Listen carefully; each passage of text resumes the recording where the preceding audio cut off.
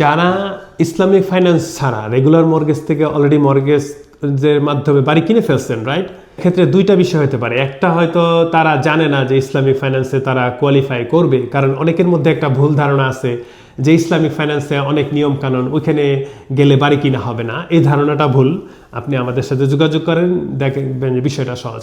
যাই হোক, যদি অলরেডি বাড়ি কিনে থাকেন, আপনি এখন চাচ্ছেন যে আপনি ইসলামিক ফাইন্যান্সে আসতে হবে, রাইট? তো সেক্ষেত্রে নর্মাল মেথোডোলজি হচ্ছে আপনি একটাই ফাইন্যান্স থেকে আর একটা ফাইন্যান্সে যেতে হলে আপনাকে রিফাইন্যান্স করতে হবে। বাট রিফাইন্যান্সে তো আপনার অনেক খরচ, আপনার ডাউন পেমেন্টের বিষয় নাই, কিন্তু এখানে ক্লোজিং কস্টের ব্যাপার আছে, রাইট?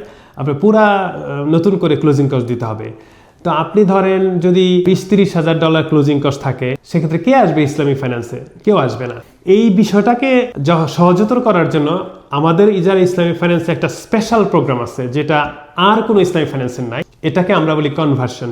অর্থাৎ আপনি রিফাইন্যান্স না করে আপনি ইসলামিক ফাইন্যান্সে ট্রান্সফার করতে পারেন। সেক্ষেত্রে একটা মিনিমাম ট্রান্সফার ফি থাকে, সেটা লোন অ্যামাউন্ট অনুযায়ী কোনো ক্ষেত্রে $1,500, কোনো ক্ষেত্রে ধরেন $3,500, $5,500। এটা আপনার লোন অ্যামাউন্টের উপর ডিপেন্ড করে আর কি।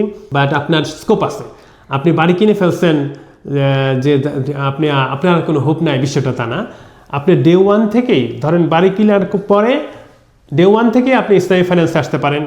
বাট আপনি বাড়ি কিনে ফেলছেন 1 বছর আগে, এখন তো আর ডে ওয়ান পারবেন না। কিন্তু রাইট নাও আপনি যদি চিন্তা করেন, নেক্সট মান্থ থেকে আপনি ইসলামিক ফাইন্যান্সে ট্রান্সফার হতে পারবেন, যেখানে আপনার রিফাইন্যান্স করতে হবে না। সামান্য একটা ফি দিয়ে আপনি ইসলামিক ফাইন্যান্সে আসতে পারবেন। এটাকে আমরা কনভার্সন বলি। আর এখন আমি সবাইকে অনুরোধ করব যে আপনারা সরাসরি কোনো ইসলামিক ফাইন্যান্স বাদ দিয়ে কোনো রেগুলার মর্গেজে যাবেন না। একবার আমাদের সাথে ট্রাই করেন। ইজারা ইসলামিক ফাইন্যান্সে আপনার সব ধরনের সুযোগ আছে, যেটা রেগুলার মর্গেজে গেলে আপনারা পাবেন।